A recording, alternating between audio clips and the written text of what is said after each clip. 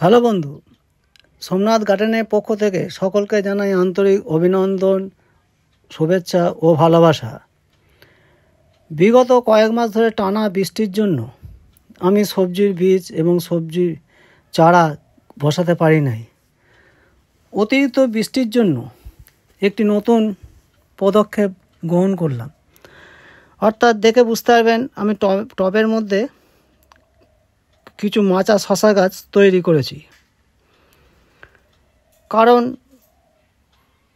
টবের মধ্যে যদি না বীজগুলো বসাই, আমার গাছ কিছুতেই তৈরি হচ্ছিল না। কাজে এই পদ্ধতি অবলম্বন করতে বাধ্য হলাম।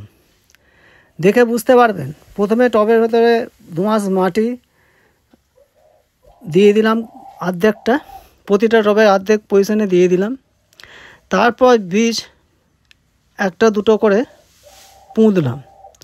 চারা অঙ্কুর যখন বেরিয়ে গেল বা বেরুচ্ছে, অর্থাৎ 1 বেগত মতো চারা হয়েছে দেখবেন। আর ইঞ্চি হিসেবে যদি দেখেন 4-5 ইঞ্চি যখন হবে, আস্তে আস্তে ধীরে ধীরে মাটি দেবেন। গাছ যত বাড়বে মাটি ওইভাবে দিয়ে টবটা ভর্তি করবেন।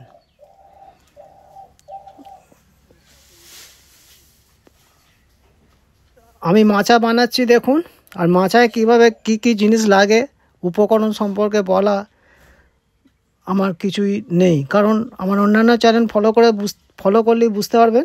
মাচা তৈরি করতে গেলে যে সমস্ত দড়ি বাঁশ দরকার আমি দেখুন সেই নিয়মেই মাচাটা করা হয়েছে। আর টবের ভেতরে কীভাবে মাচাটা করবেন, টবে দেখুন 2 সাইডে 2টো দণ্ড বাঁধা আছে, লাঠি বাঁধা আছে, ওইভাবে মাচাটা খাটাতে হয়েছে। মাচাটা তৈরি করতে হয়। আপনি টবটা যেখানে খুশি ব্যবহার করতে পারবেন, বাগানে করতে পারেন, ছাদের মাথায় করতে পারেন, ওই নিয়মেই করবেন। ভালো করে ফলো করবেন।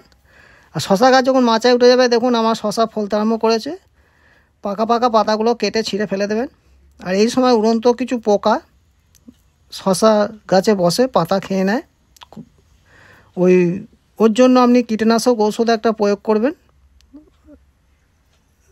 ম্যাজিক যে পাউডারটি বাজারে আছে দেখবেন, কিনে নেবেন, ওইভাবেই দেবেন। আর কোনো মেশিনও লাগবে না, ওটাই ফুটো করে নেবেন, একটা গর্ত করে নেবেন, দেবেন পাম্পের মতো টিপবেন, দেবেন ওই একটু ছিটিয়ে দেবেন। অতি উড়ন্ত পোকাগুলো গন্ধে বা ঝাঁঝে পালিয়ে যাবে।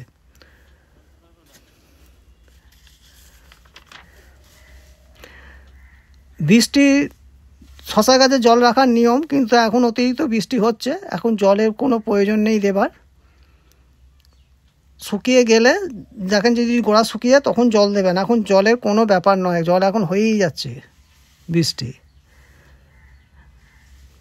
হ্যাঁ বন্ধু, পরিচর্যা উপকরণ এ সম্পর্কে আমি আগেও বলছি, এখন বলছি। আমার অন্যান্য যে চ্যানেল আছে সেটা দেখে নেবেন, সেইভাবেই বানিয়ে নেবেন। আর এটি মাচার শশা।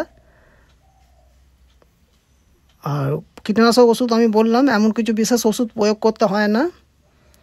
একটি পাউডার ছড়িয়ে দেবেন, তাহলে উড়ন্ত পোকা চলে যাবে। হ্যাঁ বন্ধু, বোঝাতে পারলাম? যদি বুঝতে কোথাও অসুবিধা হয় তাহলে কমেন্টে জানাবেন, ভিডিওটি লাইক করবেন। হ্যাঁ, অন্যান্য চাষের বিষয়ে জানতে ভিডিওটি অবশ্যই সাবস্ক্রাইব করবেন। ধন্যবাদ।